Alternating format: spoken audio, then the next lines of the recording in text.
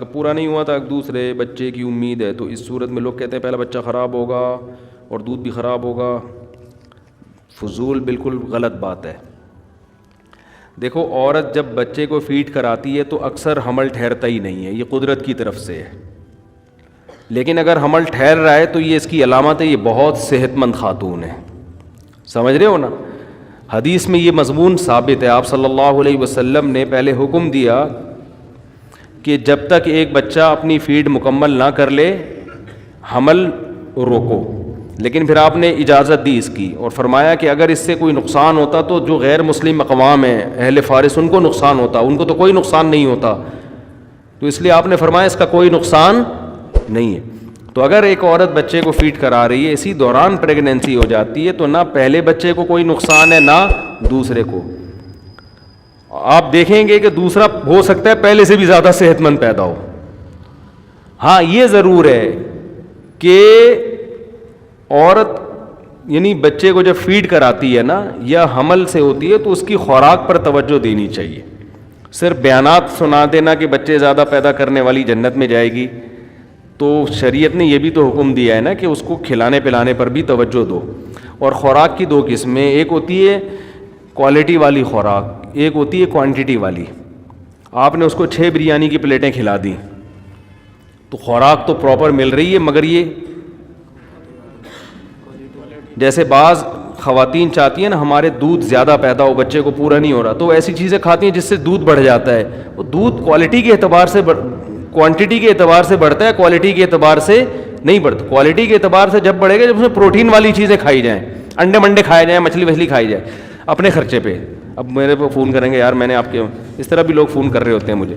اور اگر پیسے نہیں ہیں تو اللہ پہ توکل کرو، اللہ کھلائے گا، اللہ پلائے گا، اللہ کرے گا، ٹھیک ہے نا. اللہ جتنا گنجائش دیتا ہے بس اسی حساب سے بچے سب کے سیٹ. ہم نے ایسے دیکھے ہیں گاؤں دیہاتوں میں صرف روٹی پہ ہی چل رہے ہیں. بچہ ایسا پیدا ہوتا ہے، پیدا ہوتے ہی آنکھوں میں آنکھیں ڈال کے بات کرنا شروع کر دیتا ہے اور بتاتا ہے کہ کیا تیرے کو کیا پرابلم ہے، اگر میرے پیدا ہونے سے تجھے کوئی تکلیف ہو رہی ہے. اتنے وزنی بچے پیدا ہوتے ہیں، ماں بھی فٹ فاٹ ہوتی ہے.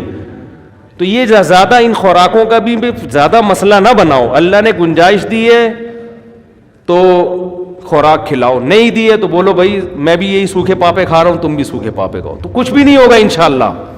سمجھ رہے ہو نا؟ کچھ بھی نہیں ہوگا. اور سب سے بہتر خوراک جو پریگننسی میں ماں کے کھانے کی ہے، یہ بچے کو جو فیڈ کرانے والی ہے، جو ہٹو بچوں قسم کی خوراک ہے، دودھ کو گرم دودھ میں کھجوریں بھگو دو اور بیگم سے بولو صبح اس کو کھا لو، اللہ کا واسطہ اس کو صبح کھا لو. وہ نہیں کھائے گی.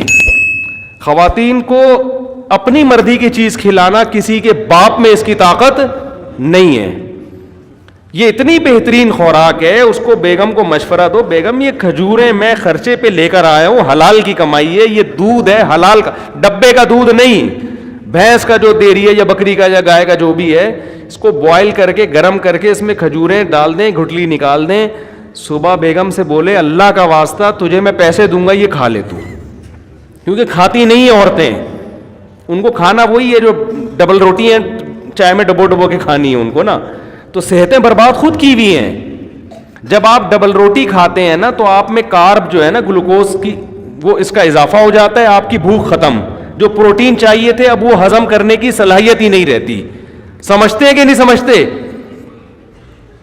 تو دودھ میں جو پروٹین، پھر بچے بیمار ہوتے ہیں اس خراب دودھ کی وجہ سے، پھر ڈاکٹروں پہ خرچہ، ایک عذاب میں پڑ گیا. دیکھو جو آپ بکری پالو نا، جو بکری کا بچہ ماں کی فیڈ پہ ہوگا، جوان ہونے سے پہلے ڈاکٹر کی تک جانے کی ضرورت، ایک دفعہ بھی بیمار نہیں ہوگا.